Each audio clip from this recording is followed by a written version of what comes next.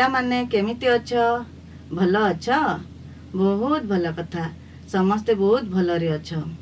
ପିଲାମାନେ, ପୂର୍ବରୁ ଆମେ ତୁମ ସାହିତ୍ୟ ସୁରଭି ବହିର ଆସ ଉତ୍କଳୀୟ କବିତାର ପଞ୍ଚମ ପଦ ପର୍ଯ୍ୟନ୍ତ ଆଲୋଚନା କରିଛେ। ଆଜି ଆମେ ଏହି ପଦ୍ୟର ପରବର୍ତ୍ତୀ ପଦଟିକୁ ଆଲୋଚନା କରିବା। ପିଲାମାନେ, ଏହି ପଦ୍ୟାଂଶଟିରେ ତୁମ ପରି ଗୋଟିଏ ଛୋଟ ପିଲା ଯିଏକି ନିଜ ଜୀବନକୁ ଅନ୍ୟମାନଙ୍କର ଜୀବନ ବଞ୍ଚାଇବା ପାଇଁ ବଳିଦାନ ଦେଇଥିଲା। ପିଲାମାନେ, ଆସ ଆମେ ଏହି ପଦ୍ୟାଂଶଟିକୁ ଆଜି ଆଲୋଚନା କରିବା। ଆଚ୍ଛା ପିଲାମାନେ, କହିଲ ଦେଖି, এই ଚିତ୍ରରେ ତୁମେ କ'ଣ ଦେଖୁଛ? ବହୁତ ବଢିଆ। এই ଚିତ୍ରରେ ଆମେ କୋଣାର୍କ ମନ୍ଦିର ଦେଖୁଛୁ, ନାଇଁ? ଆଚ୍ଛା କହିଲ ଦେଖି, ଏହା କୋଉଠାରେ ଅଛି? ବହୁତ ଭଲ। ଏହା ଆମ ଓଡ଼ିଶାର ପୁରୀ ଜିଲ୍ଲାରେ ଅବସ୍ଥିତ। ତୁମେମାନେ ସମସ୍ତେ ପୁରୀ ଯାଇଛ ତ?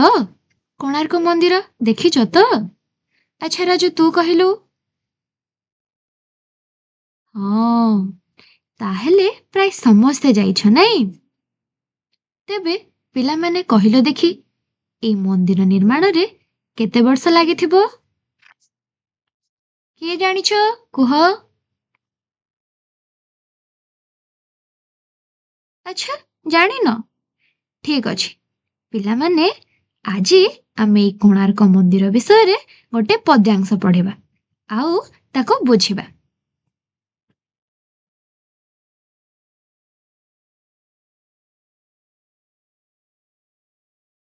ଜାତି ପାଇଁ ଦିନେ ବାଳୁତ ଧରମା, ଝାସି ଥିଲା ପ୍ରାଣ ସାଗର ଜଳେ। ଝାସି ଥିଲା ପ୍ରାଣ ସାଗର ଜଳେ। লিভিব কি তার অলিভা কাহাণী, লিভিব কি তার অলিভা কাহাণী, থিবা যায় নর ধরণী তলে, থিবা যায় নর ধরণী তলে।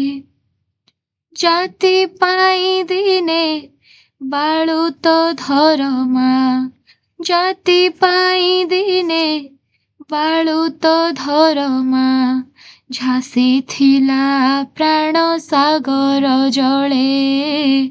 ଝାସି ଥିଲା ପ୍ରାଣ ସାଗର ଜଳେ। লিভিব কি তার অলিভা কাহাণী, লিভিব কি তার অলিভা কাহাণী, থিবা যায় নর ধরণী তলে, থিবা যায় নর ধরଣୀ ତଳେ। ପିଲାମାନେ, ତମେମାନେ ମୋ ସହିତ এই କବିତାଟାକୁ ଆଉ ଥରେ ଆବୃତ୍ତି କର। ଜାତି ପାଇଁ ଦିନେ ବାଳୁତ ଧରମା, ଜାତି ପାଇଁ ଦିନେ ବାଳୁତ ଧରମା, ଝାସି ଥିଲା ପ୍ରାଣ ସାଗର ଜଳେ। ଝାସି ଥିଲା ପ୍ରାଣ ସାଗର ଜଳେ।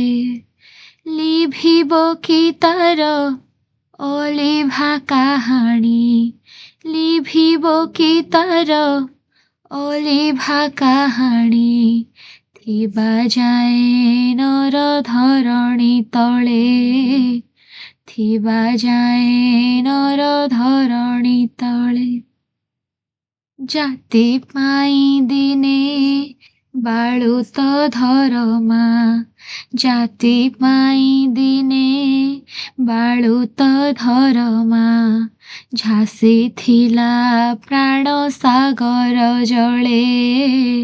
ଝାସି ଥିଲା ପ୍ରାଣ ସାଗର ଜଳେ। লিভিব কি তার অলিভা কাহাণী, লিভিব কি তার অলিভা কাহাণী, থিবা যায় নর ধরণী তলে, থিবা যায় নর ଧରଣୀ ତଳେ। କେତେ ସୁନ୍ଦର କବିତା କବିଙ୍କର ବର୍ଣ୍ଣନା। ଜାତି ପାଇଁ ଦିନେ ବାଳୁତ ଧରମା, ଝାସି ଥିଲା ପ୍ରାଣ ସାଗର ଜଳେ। ଲିଭିବ କି ତାର ଅଲିଭା କାହାଣୀ, ଥିବା ଯାଏ ନର ଧରଣୀ ତଳେ। ପିଲାମାନେ ଆସ ଏବେ ପଦ୍ୟାଂଶକୁ ଭଲ ଭାବରେ ବୁଝିବା। ଜାତି ପାଇଁ ଦିନେ ବାଳୁତ ଧରମା, ଝାସି ଥିଲା ପ୍ରାଣ ସାଗର ଜଳେ।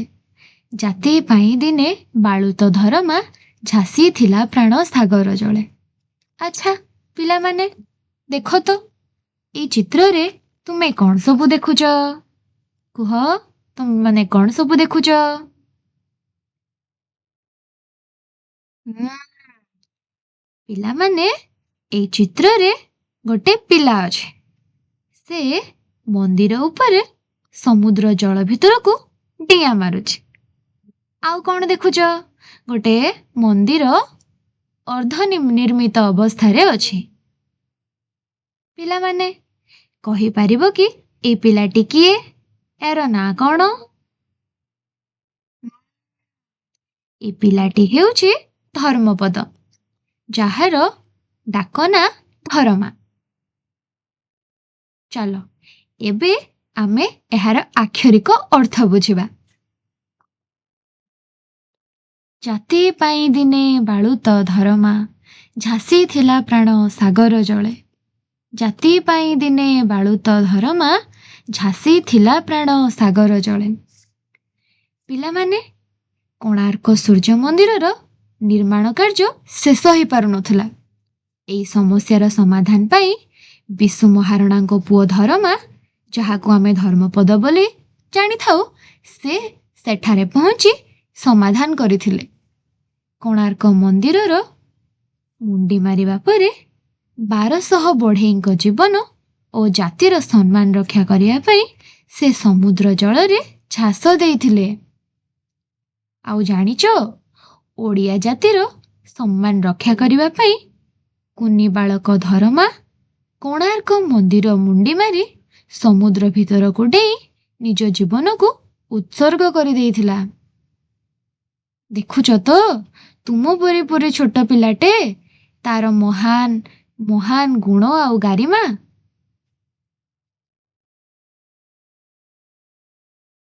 ଚାଲ ଆମେ ତାର ପରବର୍ତ୍ତୀ ପଦ୍ୟାଂଶଟିକୁ ପଢ଼ିବା। ଲିଭିବ କି ତାର ଅଲିଭା କାହାଣୀ, ଥିବା ଯାଏ ନର ଧରଣୀ ତଳେ। ଲିଭିବ କି ତାର ଅଲିଭା କାହାଣୀ, ଥିବା ଯାଏ ନର ଧରଣୀ ତଳେ। ଆଚ୍ଛା ପିଲାମାନେ କହିଲ, ଏଇ ଚିତ୍ରରୁ ତମେ କଣ ଦେଖୁଛ? କୁହ, ତମମାନେ କଣ କଣ ସବୁ ଦେଖିପାରୁଛ?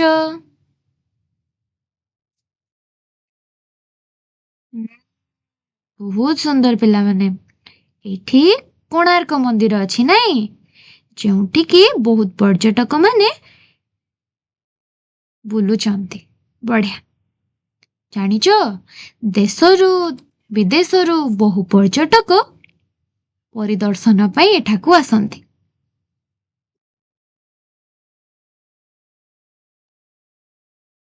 ଲିଭିବ କି ତାର ଅଲିଭା କାହାଣୀ, ଥିବା ଯାଏ ନର ଧରଣୀ ତଳେ। ଲିଭିବ କି ତାର ଅଲିଭା କାହାଣୀ, ଥିବା ଯାଏ ନର ଧରଣୀ ତଳେ।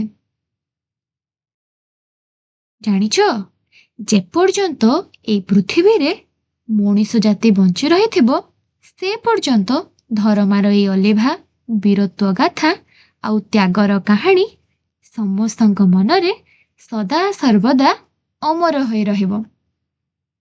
ଏହାକୁ କେହି କେବେ ବି ପାସୋରି ପାରିବେ ନାହିଁ। ଏଇ ଧାଡ଼ି ଗୁଡ଼ିକ ମାଧ୍ୟମରେ କବି ଜଣେ ବାଳକର ନିଜ ଜାତି ଆଉ କଳା ପ୍ରତି ଥିବା ନିଷ୍ଠା ଆଉ ତ୍ୟାଗର ଗୁଣଗାନ କରିଛନ୍ତି। ଜାଣିଛ, ଏଇ ପଦ୍ୟାଂଶଟି କବିଙ୍କର କାଳଜୟୀ ସୃଷ୍ଟିର ଅମରତ୍ୱକୁ ବର୍ଣ୍ଣନା କରେ। କବି ପ୍ରଶ୍ନ କରୁଛନ୍ତି ଯେପର୍ଯ୍ୟନ୍ତ ଏଇ ପୃଥିବୀରେ ମନୁଷ୍ୟ ଜୀବିତ ରହିବେ, ସେ ପର୍ଯ୍ୟନ୍ତ ତାଙ୍କର ଅଲିଭା କାହାଣୀ ବା କୀର୍ତ୍ତି ରହିବ କି ନାହିଁ। ଜାଣିଛ, ଏହାର ଅନ୍ତର୍ନିହିତ ଅର୍ଥ ହେଉଛି ମଣିଷର ଶାରୀରିକ ମୃତ୍ୟୁ ହେଲେ ମଧ୍ୟ ତାଙ୍କର ମହାନ କାର୍ଯ୍ୟ, ସାହିତ୍ୟ, କଳା ବା ଅନ୍ୟ କୌଣସି କ୍ଷେତ୍ରରେ ଥିବା ଅବଦାନ ସବୁଦିନ ପାଇଁ ଅମର ହୋଇ ରହିବ। ତାହା କେବେ ହେଲେ ଲୋପ ପାଇବ ନାହିଁ। ଆଚ୍ଛା ପିଲାମାନେ, ଆମେ ତ କବିତା ଆବୃତ୍ତି କଲେ। କବିତା ମାଧ୍ୟମରେ ଆମେ ଧରମା, କୋଣାର୍କ ମନ୍ଦିର ଏସବୁ ସମ୍ପର୍କରେ ଜାଣିଲେ। ଏବେ ଏଇ ପଦ୍ୟ ସମ୍ପୃକ୍ତ ମୁଁ ତୁମକୁ କିଛିଟା ପ୍ରଶ୍ନ ପଚାରିବି, ଆଉ ତମେମାନେ ମତେ ତାର ଉତ୍ତର ଦେବ। ଯିବା ତ? ଉତ୍ତର ଦେବ ନା? ହଁ, ଚାଲ। ମୁଁ ତମକୁ ଗୋଟିଏ ଶବ୍ଦ କହିବି, ତମେ ମତେ ତାର କିଛିଟା ପ୍ରତିଶବ୍ଦ କହିବ। ଆଚ୍ଛା କୁହ ତ, ଧରଣୀର ପ୍ରତିଶବ୍ଦ କଣ ହବ? ଆଚ୍ଛା ରାଜୁ, ତୁ କହିଲୁ, ଧରଣୀର ପ୍ରତିଶବ୍ଦ କଣ?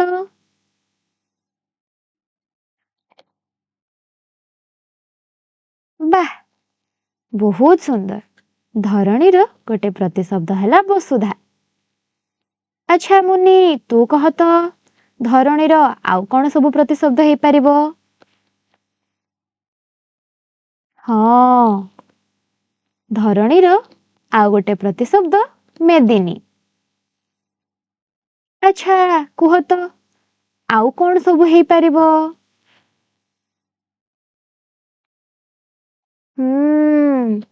ଧରଣୀର ଆଉ ଗୋଟେ ପ୍ରତିଶବ୍ଦ ହେଲା ପୃଥିବୀ।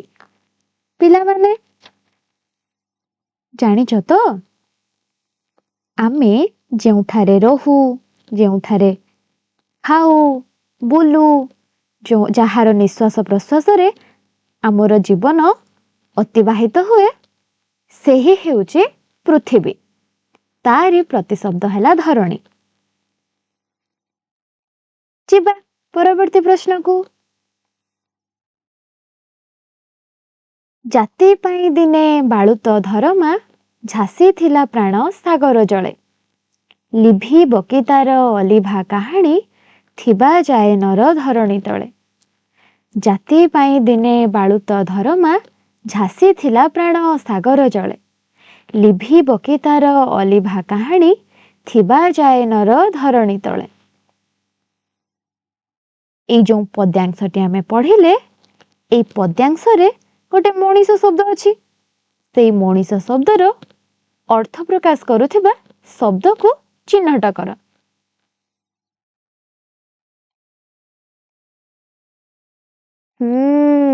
ଅତି ସୁନ୍ଦର। ମଣିଷ ଶବ୍ଦର ଅର୍ଥ ପ୍ରକାଶ କରୁଥିବା ଶବ୍ଦଟି ହେଲା ନର। ଯିବା ପରବର୍ତ୍ତୀ ପ୍ରଶ୍ନକୁ। ଆଚ୍ଛା ପିଲେ କହିଲ, ଏଇ କବିତାଟି କାହା ବିଷୟରେ ଲେଖାଯାଇଛି? ବାଃ, ବହୁତ ବଢିଆ। ଏଇ କବିତାଟି ବୀର ବାଳକ ଧର୍ମପଦଙ୍କ ବିଷୟରେ ଲେଖାଯାଇଛି। ଜାଣିଛ ତ, ଧର୍ମପଦଙ୍କର ଡାକ ନାଁ କଣ ଥିଲା? କୁହ କୁହ, କଣ ଥିଲା? ହଁ, ଧର୍ମପଦଙ୍କର ଡାକ ନାଁ ଥିଲା ଧରମା। ଏବେ ଆଉ ଗୋଟିଏ ପ୍ରଶ୍ନକୁ ଯିବା। ପିଲେ କହିଲ, ଧରମା କାହା ପାଇଁ ନିଜ ପ୍ରାଣ ବିସର୍ଜନ କରିଥିଲେ? କେତେ ବଢିଆ ଉତ୍ତର ଦଉଛ ତମମାନେ। ଧରମା ନିଜ ଜାତି ଏବଂ 1200 ବଢେଇଙ୍କ ସମ୍ମାନ ରକ୍ଷା ପାଇଁ ନିଜ ପ୍ରାଣକୁ ବିସର୍ଜନ କରିଥିଲେ। ପରବର୍ତ୍ତୀ ପ୍ରଶ୍ନକୁ ଯିବା। ପିଲାମାନେ, ଧରମା କେଉଁଠାରେ ପ୍ରାଣ ବଳି ଦେଇଥିଲେ? ହଁ କୁହ, କେଉଁଠାରେ ପ୍ରାଣ ବଳି ଦେଇଥିଲେ? ଧରମା ସାଗର ଜଳରେ ପ୍ରାଣ ବଳି ଦେଇଥିଲେ। ପିଲାମାନେ, ତମେମାନେ ସାଗର ଦେଖିଛ? ବହୁତ ସୁନ୍ଦର। ପରବର୍ତ୍ତୀ ପ୍ରଶ୍ନକୁ ଯିବା। କହିଲ, କେଉଁ କାହାଣୀ କେବେ ଲିଭିବ ନାହିଁ ବୋଲି କବି କହିଛନ୍ତି?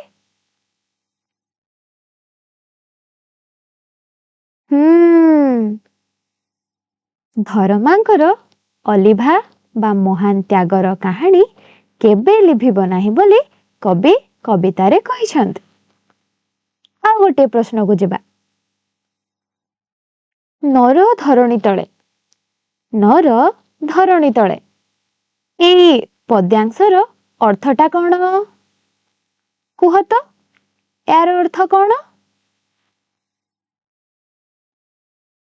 ହଁ, ନର ଧରଣୀ ତଳେର ଅର୍ଥ ହେଉଛି ପୃଥିବୀ ପୃଷ୍ଠରେ ମଣିଷ ଥିବା ପର୍ଯ୍ୟନ୍ତ। ପିଲାମାନେ, କେତେ ବଢିଆ ପ୍ରଶ୍ନ ଥିଲା ନାଇଁ? ତମେମାନେ ବି ଠିକ୍ ଠାକ୍ ଉତ୍ତର ଦେଲ। ଏବେ ଆମେ କବିତାର ସାର କଥାକୁ ଯିବା।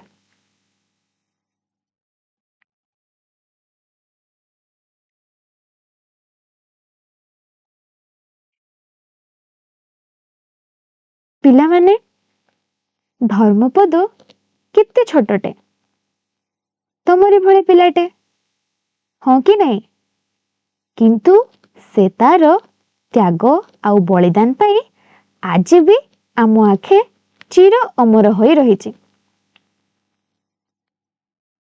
ଜାଣିଛ, ଏଇ ପଦ୍ୟାଂଶରେ ବାଳୁତ ଧରମାର ମହାନ ବଳିଦାନ ବିଷୟରେ ବର୍ଣ୍ଣନା କରାଯାଇଛି। ନିଜ ଜାତିର ସମ୍ମାନ ରକ୍ଷା ପାଇଁ ସେ ହସି ହସି ସାଗର ଗର୍ଭକୁ ଡେଇଁ ପଡ଼ିଥିଲା, ନିଜ ପ୍ରାଣକୁ ବିସର୍ଜନ କରିଥିଲା।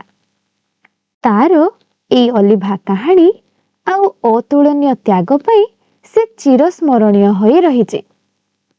ଜାଣିଛ, ଯେ ପର୍ଯ୍ୟନ୍ତ ଏ ପୃଥିବୀରେ ମାନବ ଜାତି ଥିବ, ସେ ପର୍ଯ୍ୟନ୍ତ ତାର ଏଇ ବୀରତ୍ୱ ଗାଥା ସମସ୍ତଙ୍କ ମନରେ ଜୀବନ୍ତ ହୋଇ ରହିଥିବ। ପିଲାମାନେ, ଏଇ ଯେଉଁ ପଦ୍ୟାଂଶଟି ଆମେ ପଢିଲେ, ସେଇ ପଦ୍ୟାଂଶରେ କବି ଆମକୁ ଏଇଆ ଜଣେଇବାକୁ ଚାହୁଁଛନ୍ତି ଯେ ବାଳୁତ ଧରମାର ଅତୁଳନୀୟ ତ୍ୟାଗ ଆଉ ଦେଶପ୍ରେମ କେତେ ମହାନ। ଜାଣିଛ, ଧରମାର ଏଇ ମହାନ ତ୍ୟାଗ ଆଉ ବଳିଦାନ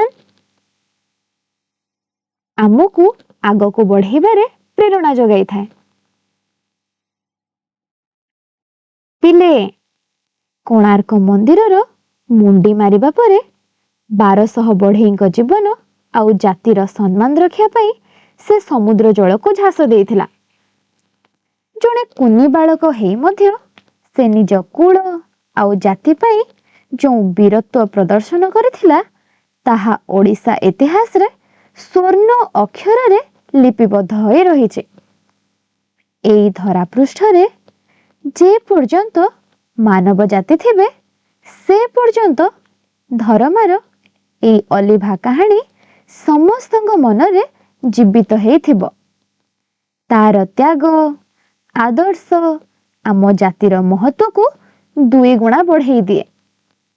ପିଲାମାନେ, ଏଇ ପଦ୍ୟାଂଶ ଆମକୁ ଏଇ ଶିକ୍ଷା ଦିଏ ଯେ ବୟସ ନୁହେଁ, ବରଂ ମଣିଷର କର୍ମ ଆଉ ତ୍ୟାଗ ହିଁ ତାକୁ ଚିରକାଳ ପାଇଁ ଅମର କରି ରଖିଥାଏ।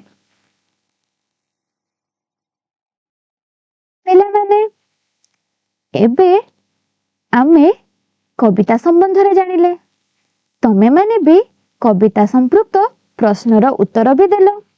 ମୁଁ ତମକୁ କିଛିଟା ଏବେ କାମ ଦେବି, ଯୋଉଟା ତମେ ମତେ ଘରୁ କରି ଆଣିଦେବ।